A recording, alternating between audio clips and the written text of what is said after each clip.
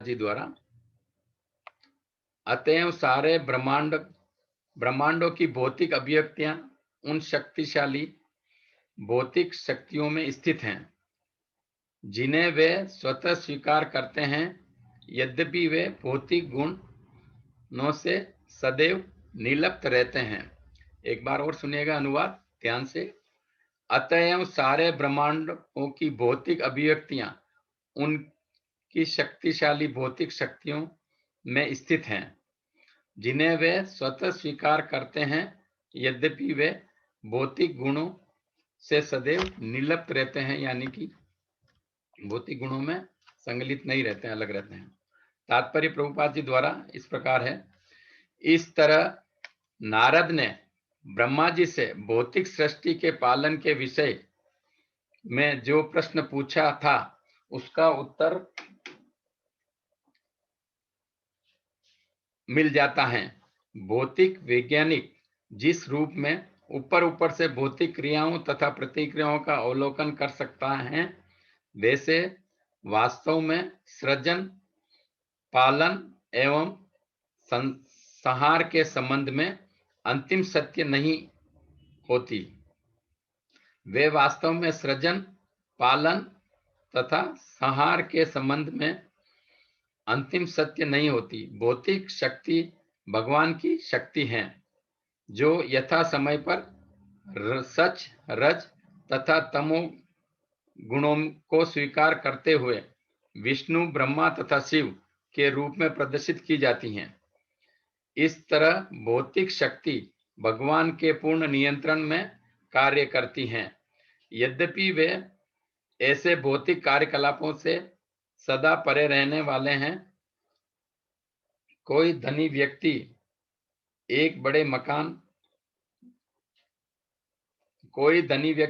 बड़े मकान का निर्माण अपने संसाधनों के रूप में अपनी शक्ति व्यय करके करता है।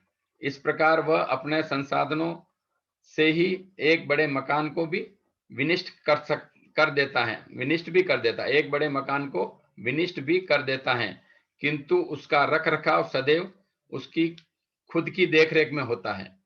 भगवान धनियों में सबसे धनी है, क्योंकि वे 6 बड़े ऐश्वर्यों से सदा ओतप्रोत रहते हैं।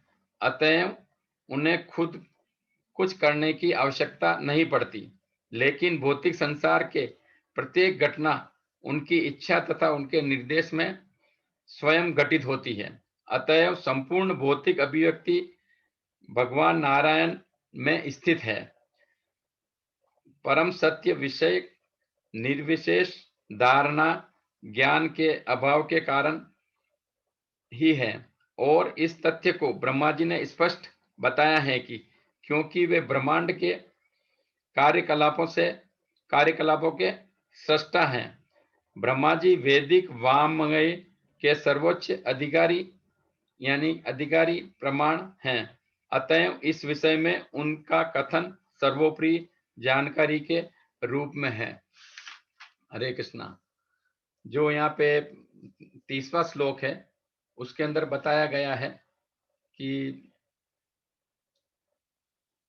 मनुष्य जो है भक्ति करनी होती है मनुष्य को, और भक्ति किस तरीके से करते हैं। यहाँ जो दोनों अभी जो अध्याय चल रहा है ये है पुरुष सूक्त की पुष्टि, जिसके अंदर विराट रूप बताया गया है भगवान का। और नारद जी को बहुत सारे कंफ्यूजन है। वो नारद जी क्या कहते हैं, अपना कंफ्यूजन दूर करने के लिए ब्रह्मा जी कौन है, भगवान के प्रथम पुत्र, उनसे कुछ प्रश्न करते हैं। और प्रश्न करते हैं, कैसे प्रश्न करते हैं, क्योंकि हर एक को एक जिज्ञासा होती है।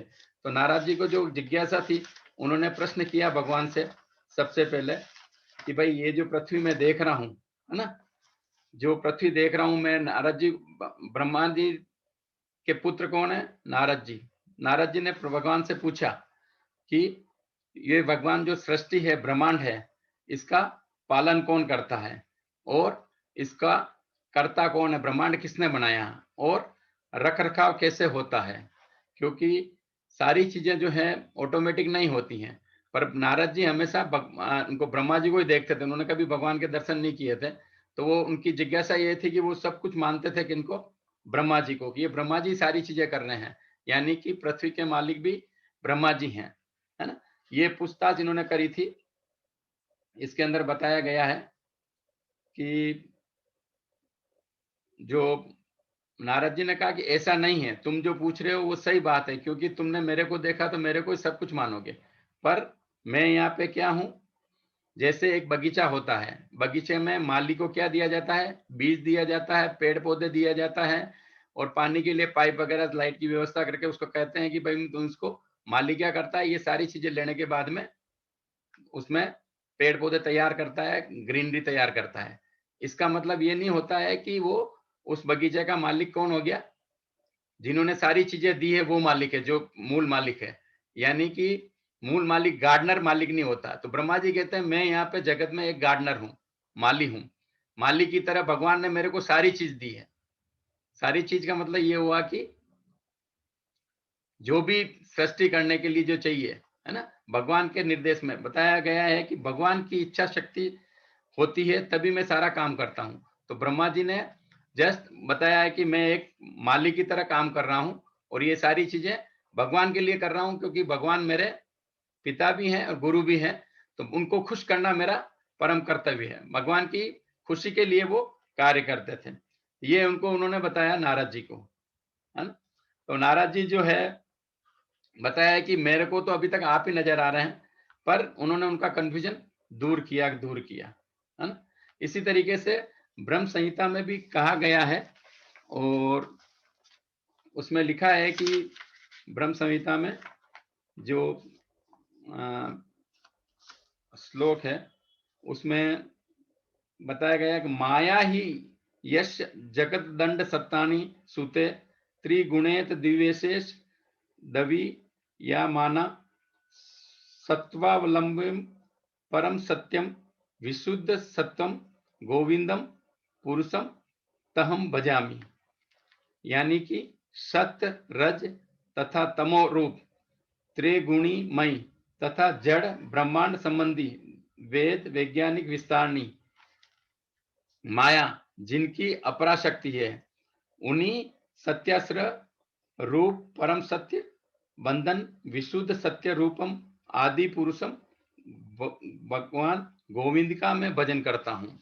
ब्रह्म संहिता ने कहा गया है कि मैं भी गोविंद का भजन करता हूँ, क्योंकि भगवान ही इस सृष्टि को रचना करने वाले हैं और वो कराते हैं। और इसी तरीके से भगवान ने कहा है कि लोग मानते नहीं हैं, पर ये सब जो सृष्टि चल रही है वो भगवान के निर्देशन में ही काम करती है। और भगवान तीनों गुणों के भी मालिक है। तीनों गुण कौन कौन से हैं आप सब जानते हैं, सतो रजो और तमो गुण, है ना। और सृष्टि जो है वो भगवान बनाते हैं, पर वो प्रकृति जो है काम नहीं करती, प्रकृति तीनों गुणों के साथ काम करती है।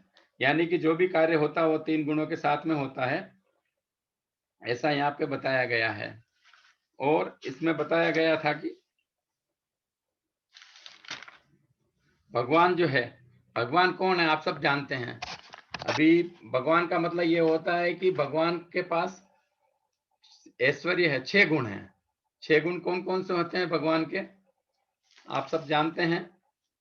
और श्लोक में भी बताया गया है, विष्णु पुराण में वहां बताया गया है कि ऐश्वर्य ऐश्वर्य से संवर्गस्य वीरस्य यशस्य श्री ज्ञान वैराग्य शेष सणगणा भग इति गणा। यानी कि भगवान वो हैं जिनके पास में संपूर्ण बल है, यानी कि बहुत सारा बल है। ये संपूर्ण यश है, संपूर्ण श्री है, श्री का मतलब होता है कि धन है, और संपूर्ण ज्ञान है, और संपूर्ण सौंदर्य है। उसके साथ साथ जो होता है वो संपूर्ण वैराग्य और है भगवान के साथ, और उन्हीं को भगवान कहा जाता है।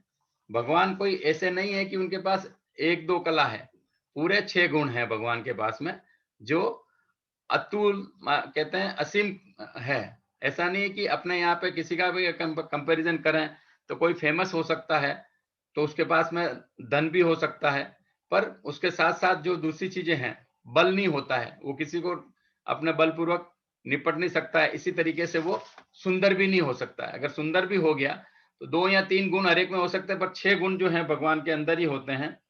और सबसे बड़ा गुण जो है वो दूसरे में किसी में जीव में हो नहीं सकता, क्योंकि वैराग्य कहते हैं। वैराग्य ऐसा है कि भगवान जो एक बार जो चीज छोड़ देते हैं, या कोई भी एक बार चीज छोड़ दे उसकी तरफ मुड़ के नहीं देखे, वो वैराग्य कहलाता है। और ये 6 गुण भगवान के पास में अति मतलब बहुत मात्रा में है, मात्रा में है। तो इसके अंदर बताया गया है कि भगवान के पास सब चीजें हैं, पर भगवान को ये सब चीजें करने की जरूरत नहीं। क्या?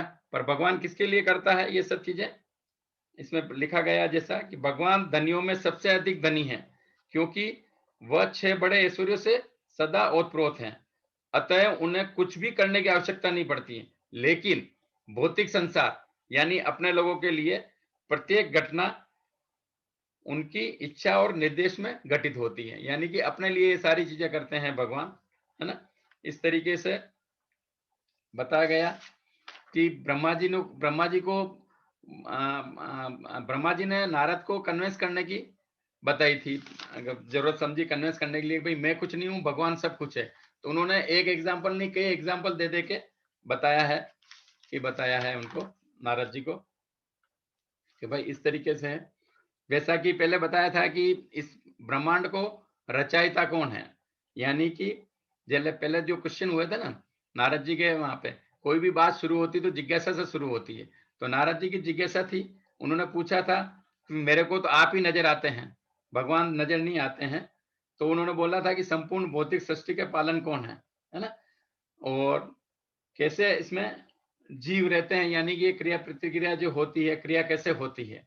तो ये सब चीजें अपने को नारद जी ने बताया कि मेरे तो आप पिताजी हो, सब कुछ मैं आपको ही मानता हूं, पर मेरे को ऐसा लगता है कि ये सब चीजें आपके पास, जैसे एक आंवला का फ्रूट होता है ना, वो मुट्ठी में आ जाता है, तो ये ब्रह्मांड भी आपके पास है। ये कंफ्यूजन था नारद जी को, पर नारद जी ने जब कहा था कि भगवान सब कुछ है, भगवान के भरोसे मैं काम करता हूँ, है ना, और भगवान जैसा कहते हैं वैसा करते हैं।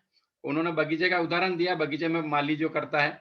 तो श्लोक संख्या यहाँ पे भागवत गीता में भी बताया गया है कि 7.7 7वें अध्याय का 7वां श्लोक है, और 10वां श्लोक जो है वो इसमें बताया गया है भगवान ने, वो इस तरीके का है श्लोक।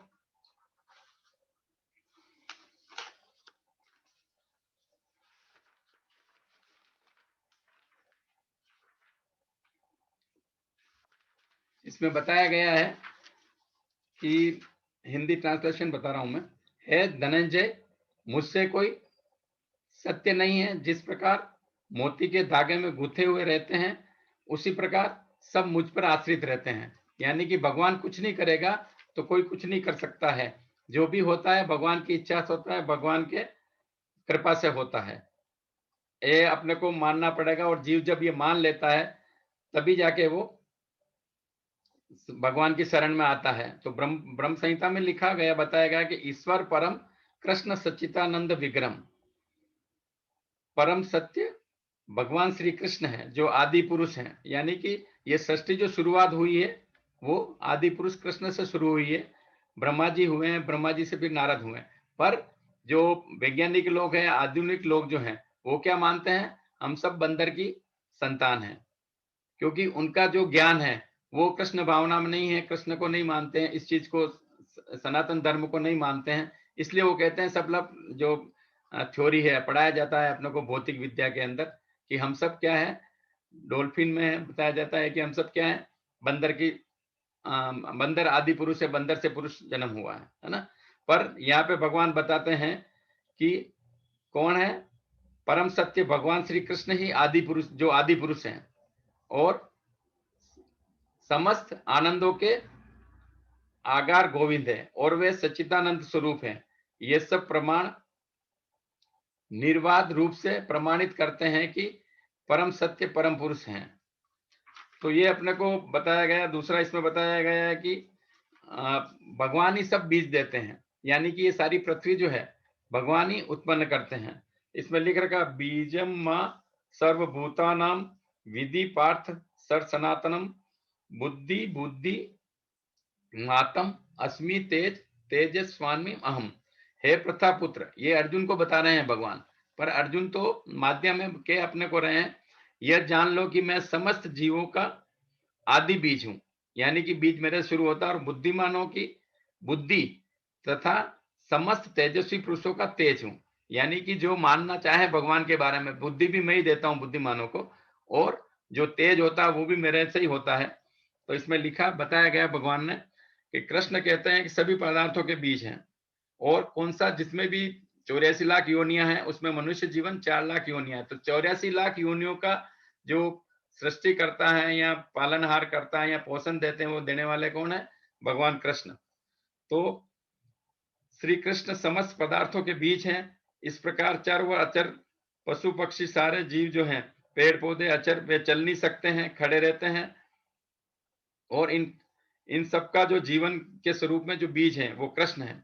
जैसा कि वैदिक साहित्यों में कहा गया है कि ब्रह्म तथा परम सत्य, प्रत्येक वस्तु का उद्गम श्री कृष्ण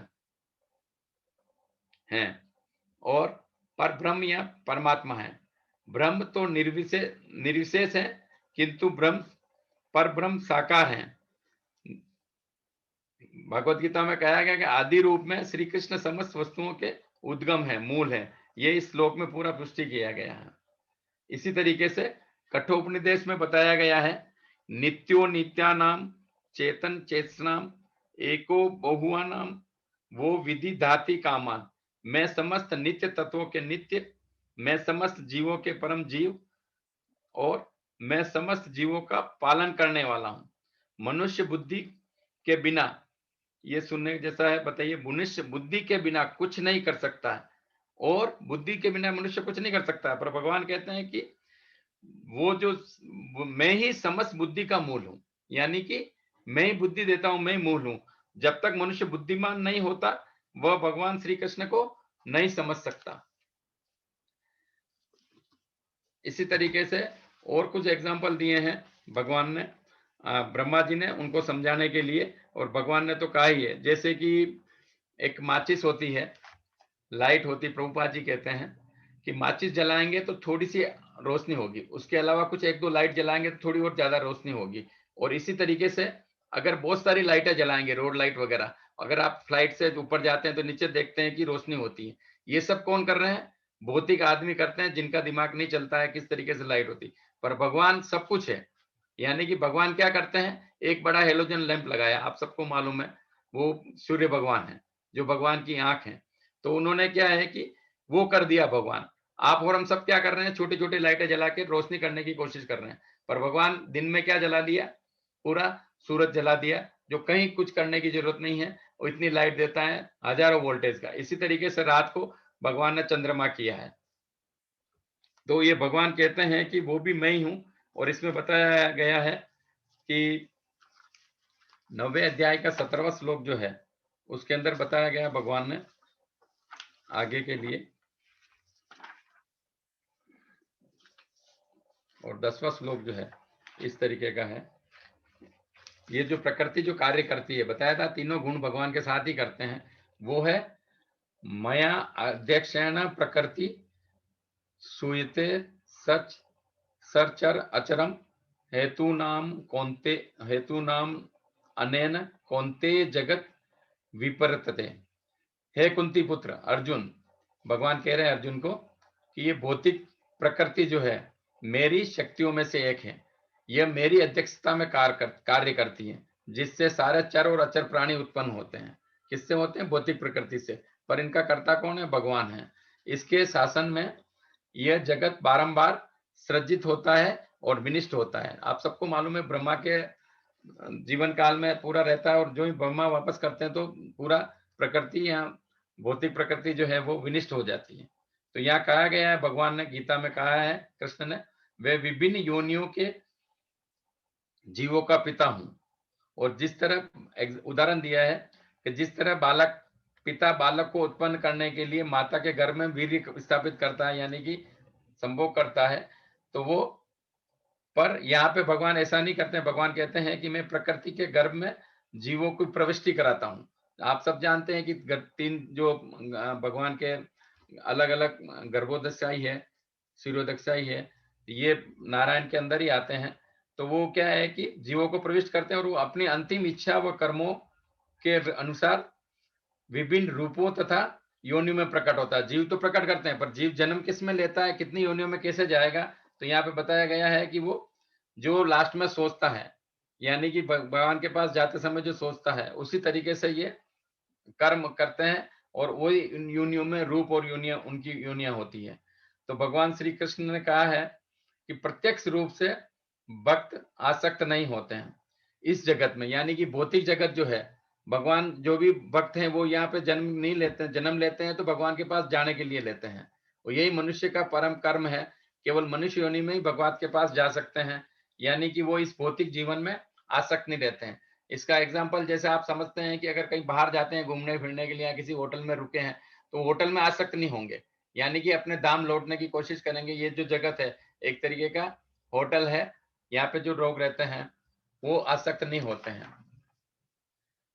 इसी तरीके से कहा गया है, भगवान ने अपना 17वें क्या कहते हैं 9वें अध्याय के 17वें श्लोक में, पिता अहम अस्य जगत माता दाता पितामह वेदम पवित्रम ओंकार ऋग श्याम वेद यजु एवं च, यानी कि भगवान ने कहा गया है मैं ब्रह्मांड का पिता हूं, माता हूं, आश्रय तथा पितामह हूं, ज्ञेय यानी जानने योग्य और शुद्धिकर्ता तथा ओंकार हूं। मैं ऋग्वेद हूं, सामवेद हूं, यजुर्वेद भी हूं। जो चारों वेद हैं वो भी भगवान खुद हैं, ये भगवान ने यहाँ पे बताया गया। ब्रह्मा जी को जो नारद जी मान रहे थे ब्रह्मा जी सब कुछ सृष्टि को करने वाले कराने वाले हैं, पर क्या है कि ये सब भगवान करते हैं। इन्होंने अलग अलग जगह गीता में बताया गया है। तो श्री कृष्ण यानी कि भगवान पदार्थ भी हैं और आत्मा भी हैं, अतः समस्त भौतिक प्रकट्यों से युक्त विराट विश्व रूप भी श्री कृष्ण है। ये सब जो चर्चा चल रही है, जो भगवान समझाने की कोशिश कर रहे हैं, विराट रूप बताया, तो विराट रूप भी भगवान कृष्ण है। और कौन है विश्व रूप श्री कृष्ण एवं वृंदावन के 2 भुजा वाले वंशी वादन करते हुए श्याम सुंदर रूप में उनकी लीलाएं उनके भगवान के रूप में होती हैं। भगवान ने बता दिया सारी चीज कि मैं कौन हूं। और आगे बताते हैं भगवान ब्रह्मा जी और इसको क्लियर करते हैं, और प्रभुपाद जी भी बताते हैं कि कैसे भगवान को समझा जाए कि भगवान कौन है। तो उन्होंने बताया है कि भगवान के जैसे कहते हैं भगवान जो कार्य करता है सृष्टि को करता है, तो वो अकेले नहीं करते हैं, तीनों गुणों को साथ में लेके करते हैं। और तीनों गुण जो है इसके 15वें अध्याय में दिया गया है, भगवत गीता के 9वें अध्याय का 15वां श्लोक है, जो आपने देखा है कि श्री भगवान के चरण कमलों में शरण ग्रहण करते हैं और मनुष्य प्रकृति के कठोर नियमों को लांघ सकता है। यहाँ बताया गया है कि ये जो लोग भगवान को नहीं मानते हैं वो लोग कौन होते हैं। वो सारे जितने भी कह सकते हैं जो भगवान को नहीं मानते उसको कहते हैं कि जो भगवान को निराकार में विश्वास करते हैं या ब्रह्म ज्योति में विश्वास करते हैं, उन लोगों के लिए बताया गया है यहाँ पे कि भाई वो कैसे करते हैं और उनका क्या फल होता है। जितने साइंटिस्ट हैं, डॉक्टर हैं, पढ़े लिखे जितने भी लोग हैं, वो सब क्या कहते हैं कि ये सब चीजें जो हैं भगवान कहाँ है, किसी ने देखा है क्या। पर यहाँ पे भगवान कहते हैं कि मैं ही सब कुछ हूँ, कैसे देखा, क्या किया, क्या नहीं किया, इसमें बताया गया है श्लोक नंबर 7वें अध्याय के 14 के अंदर। देवी देवी ऐसा गुणमयी मम माया दुरत्या मामा एवं ये प्रपंते मामा एवं एताम तरंती। प्रकृति के 3 गुणों वाली मेरी दैविक शक्ति को पार करना कठिन है, किंतु जो मेरे शरणागत हो जाते हैं वो सरलता से पार हो जाते हैं। यानी कि भगवान की शरण अपना मेन उद्देश्य है। अगर भगवान की शरण में जो चले जाते हैं वो कोई सी भी माया हो उसको आराम से पार कर सकते हैं कि पार कर सकते हैं। और इसी तरीके से जो आगे भगवान ने बताया कि कौन किस तरीके का आदमी मेरी शरण में नहीं आ सकते हैं, वो आदमी है जो 4 तरह के आदमी होते हैं, आप सब जानते हैं कौन होते हैं। मूर्ख आदमी होते हैं, अधम होते हैं, और जिनका ज्ञान माया द्वारा हर लिया गया है, वो लोग होते हैं भगवान की सेवा में नहीं आते हैं। तो श्लोक नंबर 15 है इसका 7वें अध्याय का। न मा दुष्कृति मूढ़ा प्रपंते नराधमा माया अप्रत ज्ञाना आसुरम भावम आश्रिता। जो निपट मूर्ख हैं, मनुष्यों में अधम है, जिनका ज्ञान माया द्वारा हर लिया गया है, जो असुरों की नास्तिक प्रकृति को धारण करने वाले हैं, ऐसे दुष्ट मेरी शरण में नहीं आते हैं। यानी कि भगवान ने बताया गया है कि कौन लोग मेरी शरण में नहीं आते हैं। तो 4 प्रकार के आदमी होते हैं, जिसमें कहते हैं मूढ़। मूढ़ आदमी ऐसे होते हैं जो गधे की तरह दिन रात मेहनत करते रहते हैं और भगवान को समर्पित नहीं करते हैं। जैसे गधा है, वो रात दिन मेहनत करता है और उसकी काम वासना के लिए वो गधी के पास जाता है, पर गधी उसको लात मारती है तो भी वो पूरा करता रहता है। इसी तरीके से मनुष्य को बताया गया है या प्राणियों को बताया गया है। और ऐसे ही सुअर जो है विष्ठा खा के खुश रहता है, कह रहा मैं 5 ही पकवान खाता हूँ। जैसे इंद्र भगवान का भी क्या कहते हैं, इसमें सृष्टि में आना जाना रहता है भगवान का, देवी देवताओं का। तो वो सुअर, इंद्र भगवान को भी जब श्राप मिला था तो उनको जब सुअर बना दिया तो वो विष्ठा खा रहे थे। उनको कहा भाई तुम्हारा यहाँ जगह नहीं है, माँ है। नहीं, मेरे को विष्ठा खाने में आनंद आ रहा है। तो ये क्या मूर्ख आदमी है, जो मिलता है उसी में करते हैं। उनका जो है जगत के प्रति जो है, जो इंद्रियां हैं, उसको सुख को वो क्या समझते हैं कि अपना सुख है, उसके समान कोई सुख नहीं। जबकि असली सुख कौन सा है? भगवान के पास जाके भगवान की सेवा करना होता है। दूसरा जो बताया गया नराधम। नराधम मतलब नर में अधम, यानी कि नरों में अधम, है ना। नराधम का मतलब होता है नर में अधम, जो नीचे की योनियों में रहते हैं, है ना। अनेक योनियां हैं, है ना। अधिकांश लोग जो रहते हैं वो असंस्कृत है, मतलब पढ़े लिखे नहीं है, है ना। जो मनुष्य राजनेता होते हैं, सोशल उन्नति कर लेते हैं, पैसा हो जाता है उनके पास, धन धर्म, पर वो धर्म को नहीं मानते हैं कि धर्म क्या होता है। तो भगवान जो है कहते हैं कि मनुष्य को उनकी जो याद भी भगवान देते हैं और विस्मृति भी भगवान कराते हैं। तो भगवान कृष्ण के साथ जो मनुष्य की विस्मृति भावना को जागृत करने के लिए विस्मृति हो जाता है भगवान कृष्ण से, तो वो नराधम कहलाता है ना। इस तरीके से 10 तरह के अपने जो संस्कार हैं उसमें 10 तरीके की शुद्धि के संस्कार हैं, आप सब जानते हैं। धर्म का पथ जो प्रदर्शन करते हैं वो संस्कार। अपने यहाँ पे अभी जो भौतिक जो शिक्षा दी जा रही है उसके अंदर 99% जो है वो मान सकिए कि वो नराधम आदमी है, भगवान को नहीं मानते हैं। भक्त की और ये सब चीजें वापस कैसे मिलेगी? जो आदमी नराधम है ना, उनके लिए क्या करना है कि वो क्या हो सकता है, अगर भक्तों के संग में रहें या भगवत कृपा हो उनके ऊपर, तो वो उन्होंने बताया है, चैतन्य महाप्रभु ने भी बताया गया है यहाँ पे कि जो भगवत गीता को, है ना, अगर पढ़ता है किस भाव से? विनित भाव से, तो वो कृष्ण भावना में वापस आ सकता है, गा सकता है। यहाँ पे भगवान ने बताया गया है कि जो आदमी भगवत गीता को ध्यान से पढ़ता है तो वो वापस आता है। जो नराधम भगवान श्री द्वारा बहिष्कृत है, यानी कि भगवान नराधम आदमियों को भी शरण में नहीं लेते हैं, केवल भक्त की अनुकंपा से पुनः आध्यात्मिक भावना को प्राप्त कर सकता है। कैसे आ सकता है भक्ति में वापस? भक्तों की कृपा से। अतः आप सब लोगों से निवेदन है कि भाई आप अपना कृष्ण भावना का प्रचार प्रसार कर रहे हैं, पर जो नराधम लोग हैं उनको कृष्ण भावना में जोड़ने की कृपा करें, क्योंकि उन लोगों को मालूम नहीं है कि मेन क्या उद्देश्य है। और चैतन्य महाप्रभु ने भी बताया था कि भगवत गीता के संदेश को, है ना, विनित भाव से श्रवण करने मात्र से, यानी कि सुनने मात्र से अधम मनुष्य का भी उद्धार हो सकता है। किंतु दुर्भाग्यवश वो लोग इस संदेश को सुनते नहीं और नहीं चाहते। परमेश्वर की इच्छा के प्रति समर्पण करना तो दूर रहा, पर वे नराधम मनुष्य के प्रदान कर्तव्य को डटकर उपेक्षा करते हैं। यानी कि वो भगवान की भक्ति में नहीं जाते हैं, और नराधम लोग भगवान की भक्ति को उपेक्षा करते हैं। इसी तरीके से तीसरा जो बताया गया है वो माया अपत ज्ञाता। ऐसे व्यक्ति जिनका ज्ञान जो है माया के द्वारा हर लिया गया है, जिनके पास पैसा हो जाता है तो सब बोलते हैं, सब लोग पैसे से सब कुछ हो सकता है।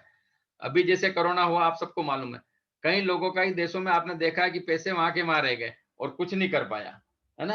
तो क्या है कि इसी तरीके से कुछ पढ़े लिखे लोग जो होते हैं जो दार्शनिक हैं, कवि है, साहित्यकार हैं, वैज्ञानिक हैं, इनका भी क्या है कि माया इन्हें भ्रमित कर देती, यानी कि पैसे से सब कुछ करने की सोचते हैं और ये परमेश्वर की अवज्ञा करते हैं, यानी कि भगवान से नहीं जुड़ना चाहते हैं, नहीं जुड़ते हैं, भगवान को भगवान नहीं मानते हैं।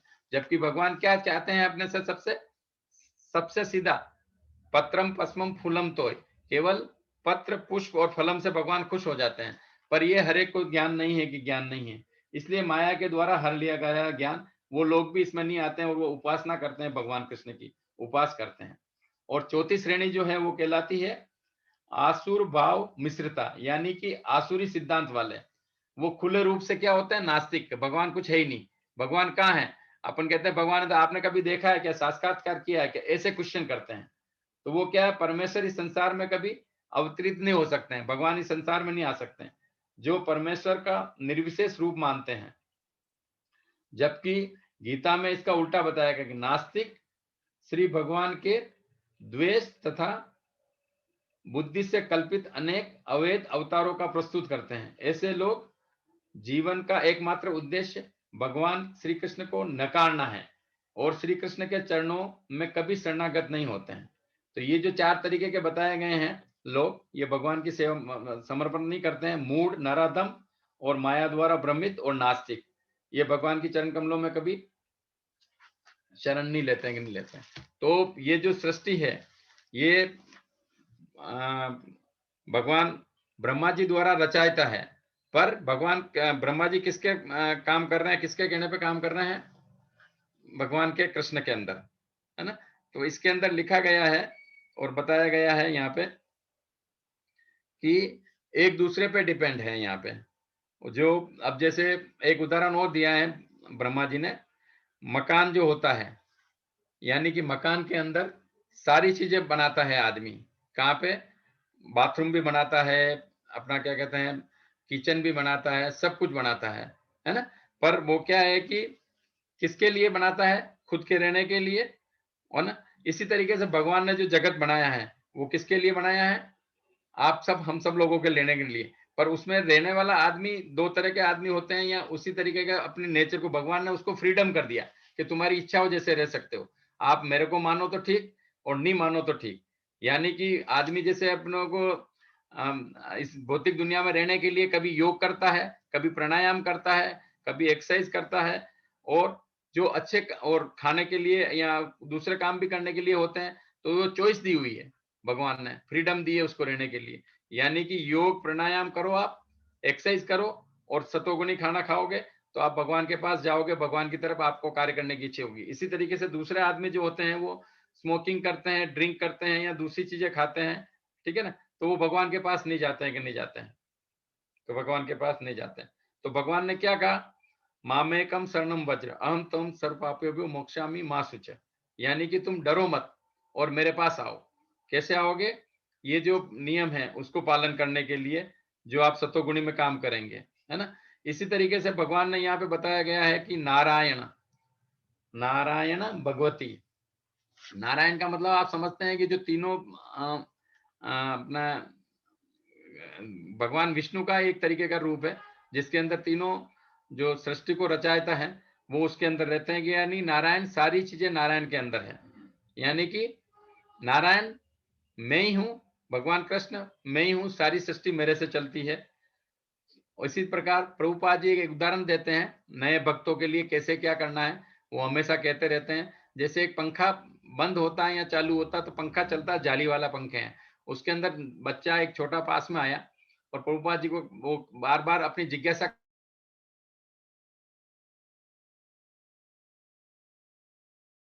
अपनी पंखे का स्विच बंद करो और इसको बोलो कि अंगुली अंदर डाले।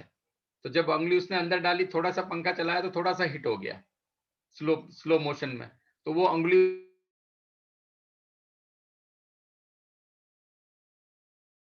लगा, यानी कि उसको दर्द हुआ। इसी तरीके से भगवान ने ये सारी सृष्टि अपने लिए बना दी, पर भगवान कहते हैं कि सारे कार्य आपको करना फ्रीडम दे दिया। तो इसी तरीके से भगवान अपने तो फ्रीडम देने के बाद जो गलत काम करते हैं, भगवान के पास नहीं आते हैं, तो उनको इस तरीके का एक झटका लगता है, जैसे बच्चे को उंगली का लगा। तो उससे ये शिक्षा मिलती है अपने को कि कम से कम नए भक्तों को जो कह रखा है, क्या कह रखा है, कहाँ कह रखा है, क्या है कि हर तरीके के भक्त होते हैं। कोई लोग तो होते हैं कि किसी के सुनने पे, श्रवण करने पे मान लेते हैं। कोई कहते हैं कि मैं आँखों से देखना चाहता हूँ, तो भक्त लोग जो सेवा कर रहे हैं या पूजा कर रहे हैं उसको देख के मान जाते हैं। पर कोई लोग कहते हैं नहीं मैं करूँगा, तो वो बच्चे की तरह उँगली डाल के दर्द सहन करने के बाद में फिर भगवान की तरफ आ सकते हैं। तो भगवान कृष्ण ने बताया गया है यहाँ पे कि जो कुछ है वो सब कुछ मेरा है। मेरे शरणागत होके जितनी जल्दी आप भक्ति करेंगे, उतना आपको भौतिक संसार से छुटकारा मिल के वैकुंठ लोक की तरफ आएँगे आप।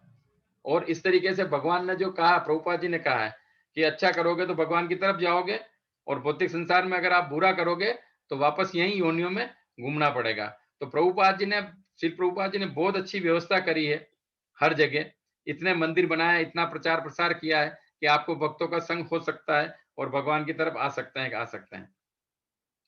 जो भगवान ने कहा है कि भाई सुबह मॉर्निंग से लगा के 9 बजे तक, जो मंगला आरती से लगा के जो प्रोग्राम अटेंड करते हैं, है ना? सतोगुणी का प्रसाद भी मिलता है, भगवान का प्रसाद भोग दिया हुआ। और इस तरीके से जो भगवान की तरफ जाने के जो रास्ते हैं, वो भगवान की तरफ खुले हुए हैं। पर जो बताया मैंने कि जो ज्ञानी लोग हैं या जो भगवान को नहीं मानते हैं या श्रद्धा नहीं है, वो लोग इनकी तरफ नहीं आते हैं। तो भगवान ने ये आपको दुनिया बना दी है, इसके अंदर कैसे उपयोग करना है वो आपके ऊपर है। इसके अंदर और भी बताया गया है कि जो श्लोक का जो मेन अर्थ जो बताया गया है, वो इसके अंदर बताया गया है कि कैसे भगवान की भक्ति करके मेरे पास आ सकते हैं। और हर जगह यही कहा गया है। किसी भी कृष्ण भावना का अगर निचोड़ समझे या सार समझे, तो अपने आप को कृष्ण भावना में कृष्ण के प्रति समर्पित करना है। समर्पित कैसे करना है? जो आपके शिक्षा गुरु हैं, दीक्षा गुरु हैं, वो जो कहते हैं उसको विधिवत मानना है और वही आपकी शरणागति है भगवान की तरफ। क्योंकि माया में अपने कई जन्मों का है, अपने ऊपर कितना कोटिंग चढ़ा हुआ है, कितने डस्ट है, वो एक बार कहने में, एक बार सुनने में नहीं आता है। मैं और मेरा अहम जो है, वो सबके बीच में आता है। तो वो क्या है कि अपने को दूर रख के सारी चीजें करनी है। और ये जो श्लोक संख्या अपना 30वां था, इसमें बताया गया है कि दैत्य देवताओं के भक्त होते हैं। दैत्य लोग कौन होते हैं? असुरी लोग जो होते हैं, वो देवताओं के भक्त होते हैं। देवताओं के भक्त क्यों होते हैं? क्योंकि वो समझते हैं कि देवता जल्दी खुश हो जाते हैं और देवता उसको जल्दी ठीक कर देते हैं। तो देवताओं को मतलब जल्दी उसकी इच्छा पूरी कर देते हैं, है ना? और वो क्या मांगना चाहते हैं? अधिकांश लोग क्या मांगते हैं कि अधिकांश लोग क्या कहते हैं कि भौतिक सुविधा हासिल करना चाहते हैं। मेरे लिए अच्छा मकान दे दो, अच्छा घर दे दो, अच्छे बच्चे को पढ़ा दो, अच्छी जगह शादी-सगाई हो जाए, अच्छा हो जाए। किंतु इसमें बताया गया है कि भक्त जो है, वो एकनिष्ठ होते हैं, यानी कि एक ही चीज़ माँगना चाहते हैं भगवान से, वो चीज़ भगवान ने बताया गया है। और वो उनके पास जो भौतिक सुविधा माँगनी होती भक्त, वो लोग भक्त ये भौतिक सुविधा भी भगवान से नहीं माँग पाते हैं, क्योंकि वो सुबह से शाम तक अपनी भक्ति में अटल रहते हैं। यानी कि वो भगवान को खुश करने के लिए ही रहते हैं और वे भगवान की भक्तिमय सेवा पूर्ण तल्लीन रूप से रहते हैं। भक्तिमय सेवा में पूर्ण तल्लीन रहते हैं, यानी कि भक्तिमय सेवा जो करनी है वो तल्लीन रहते हैं सेवा करने में। तो उनको भौतिक सुविधाएं मांगने का थोड़ा सा समय नहीं मिलता है। इसी तरीके से बताया गया है इसके अंदर कि आध्यात्मिक पहचान की अनुभूति होने के कारण किसको? भक्तों को। तो वो भौतिक सुविधाओं के तुलना में आध्यात्मिक उत्थान की ज्यादा चिंता करते हैं। यानी कि इस मनुष्य जीवन भगवान ने दे दिया, उसका लाख लाख शुक्र है, पर वापस इसमें कैसे आगे करेंगे, भक्तों के पास कैसे जाएंगे, कैसे भगवान के पास जाना है पर भक्तों के संग से जा सकते हैं। तो इसमें एक अच्छा सा भजन है, वो भक्ति विनोद ठाकुर ने किया है और उसकी केवल हिंदी ट्रांसलेशन बताऊंगा मैं कि भाई भक्त लोग क्या चाहते हैं और कैसे भगवान के पास जा सकते हैं। वो इसमें बताया गया है भक्ति विनोद ठाकुर जी ने। क्योंकि अपने जितने भी गुरु परंपरा है, गुरु परंपरा में जितने भी गुरु हुए हैं, वो क्या है कि बताते हैं कि कैसे भगवान के पास जाना है और कैसे अपने को भगवान से आश्रय लेना है। उस आश्रय लेने के लिए अलग-अलग तरीके के प्रभुपाद जी ने खुद ने 72 से ऊपर ग्रंथ प्रकाशित किए हैं। वो सब आप हमारे लिए हैं। ऐसा नहीं कि अपन ग्रंथ का सहारा नहीं लेंगे तो भगवान भी क्या करेंगे, प्रभुपाद जी भी क्या करेंगे। क्योंकि अपने को एक चीज है कि एकनिष्ठ होके, बताया ना, एकनिष्ठ, भगवान के भक्त एकनिष्ठ होते हैं। एकनिष्ठ होने का मतलब होता है कि केवल कृष्ण को मानना है, कृष्ण के अलावा दूसरे को किसी को नहीं मानना है। तो दूसरे को किसी को नहीं मानना है, तो ये इसमें बताया गया है जो भजन है उसके अंदर, तब प्रभु तब पद युगे। क्या बताया, भक्त क्या चाहता है, प्रभु तब पद युगे मोर निवेदन। हे प्रभु, आपके चरण कमलों में मैं निवेदन करता हूं। क्या निवेदन करता हूं, ना ही मांगी देह सुख विद्या धन जन। ये कि देह सुख नहीं मांगता हूं मैं, और भौतिक विद्या नहीं मानता हूं। भौतिक विद्या विद्या ये होती है जो इस शरीर को चलाने के लिए कमाना है अपने को, और धन संपत्ति भी नहीं मानता हूं, न मैं यूनियाई चाहिए, मतलब मेरे फॉलोअर चाहिए, हे भगवान। तो आगे कहते हैं कि ना ही मांगी स्वर्ग और मोक्ष, ना ही मांगी, स्वर्ग भी नहीं मांगता हूं मैं, और मोक्ष की कामना भी नहीं करता हूं, है ना, और न ही भौतिक अस्तित्व से मुक्ति चाहता हूं। मैं तो क्या चाहता हूं, ना करी प्रार्थना कौन विभूतर लागी। यानी कि मैं किसी प्रकार की योग सिद्धि से प्राप्त होने के लिए कोई प्रार्थना नहीं करता हूँ, योग सिद्धि भी नहीं चाहिए। और योग सिद्धियां होती है और अष्ट सिद्धि होती है, नवनिधि होती है, कई तरह की होती है, पर हर एक आदमी को अलग अलग फ्रीडम मिली हुई है। अष्ट सिद्धियां जैसे प्रभुपाद जी कहते हैं कि पानी के ऊपर चलना है, कोई आदमी पानी के ऊपर चलता है, कोई हवा में उड़ता है, पर प्रभुपाद जी कहते हैं कि अगर गंगा को पार करनी होती है तो वो पानी पे चल रहा है, सब लोग कहते हैं देखो देखो ये चल रहा है, बहुत अच्छा कला है, पर ये सारी चीजें भक्त के पास होती हैं। तो प्रभुपाद जी ने कहा कि 25 पैसा, 2 रुपए, 5 रुपए का टिकट देके उसने 25 साल, 27 साल या 28 साल उस सिद्धि को प्राप्त करने के लिए किया। तो वो उनकी समझदारी नहीं है कि नहीं है, उसको क्या करना, कृष्ण का आश्रय लेना था। इसी तरीके से आगे कहते हैं, निज कर्म गुण दोषे ये जन्म पाई। यानी कि अपने अच्छे व बुरे कर्मों के फल के अनुसार चाहे किसी भी योनि में जन्म हो मेरा। कौन कह रहे हैं, भक्त कह रहे हैं, मैं सदा जन्म योनि पाई, और मैं योनि हो कोई भी, मैं सदा आपके पवित्र नाम का जप करता रहूं और आपके विशुद्ध दिव्य गुणों की महिमा का गुणगान करता रहूं। ये कौन कह रहे हैं, भक्त कह रहे हैं। बाकी प्रभुपाद भक्ति विनोद ठाकुर ने अपनी इसमें भजन में कहा है, आगे बताते हैं कि यही मात्र आशा मम तोमर चरण, एहुति की भक्ति हृदय जागे अनुरक्षण, अनुक्षण है, मतलब प्रत्येक क्षण में मेरी एकमात्र अभिलाषा है जो मैं आपके चरणों में समर्पित करूं, वही वह है कि आहुति की भक्ति मेरे हृदय में मेरे अंदर सदा जागृत रहे। तो यहाँ पे भक्ति विनोद ठाकुर समझाते हैं, उन्होंने तो अपनी अभिलाषा करी पर वो अपने लिए किया है। हर जो भी अपने गुरु परंपरा में है या जो भी लिखते हैं या बताते हैं, वो केवल अपनी शुद्धिकरण के लिए होता है, मतलब अपने लोगों के लिए दिया है। तो उन्होंने बोला कि एकमात्र मेरी अभिलाषा है जो आपके चरणों में एकमात्र मेरी अभिलाषा है जो आपके चरण कमलों में समर्पित हैं, वह मेरी आहुति की भक्ति मेरे हृदय में अंदर सदा जागृत करें। मैं मेरे लिए आप लोगों से याचना करता हूं कि मेरे को भी आहुति की भक्ति हो। आहुति की भक्ति है कि केवल कृष्ण के अलावा किसी की भक्ति नहीं हो, और भक्ति करने के बाद भी भौतिक इच्छाएं अंदर नहीं हो, यानी कि जो भौतिक इच्छाएं वो नहीं होनी चाहिए। इस तरीके से भगवान की भक्ति करनी चाहिए। और आगे बताते हैं, विषय प्रति यही अच्छे हमारे से ही प्रति हुक चरण तुम्हारे। यानी कि आपके चरण कमलों में मैं उसी प्रकार आसक्ति उत्पन्न कर सकूं जो वर्तमान में मुझे इस भौतिक सुख में आनंद के प्रति है। यानी कि भौतिक सुख का आनंद, अच्छा खाना है, अच्छा रहना है, अच्छी गाड़ी में घूमना है, जो भी भौतिक इच्छा है, वो जितनी इच्छा मेरे को भौतिक इच्छा प्राप्त करने की है, वैसी मेरी आपके चरण कमलों में मैं आसक्ति उत्पन्न हो। ये भक्ति विनोद ठाकुर कहते हैं कि मेरी आसक्ति किसमें हो, भगवान के प्रति काम करने के लिए भगवान के अंदर आसक्ति हो, जो भौतिक इच्छा है वो उसके अंदर नहीं हो।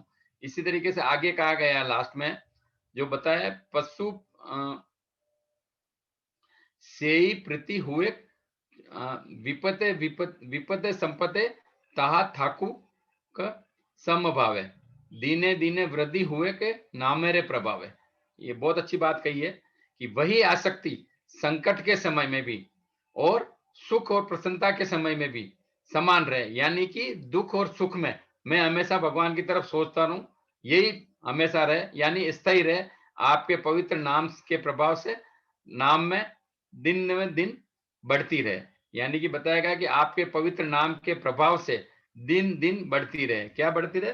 भगवान के अंदर आसक्ति, भगवान की सेवा करने का। लास्ट में बताया गया है ये, पशु पक्षी है था कि स्वर्ग या निरे, तब भक्ति रही भक्ति विनोद हृदय।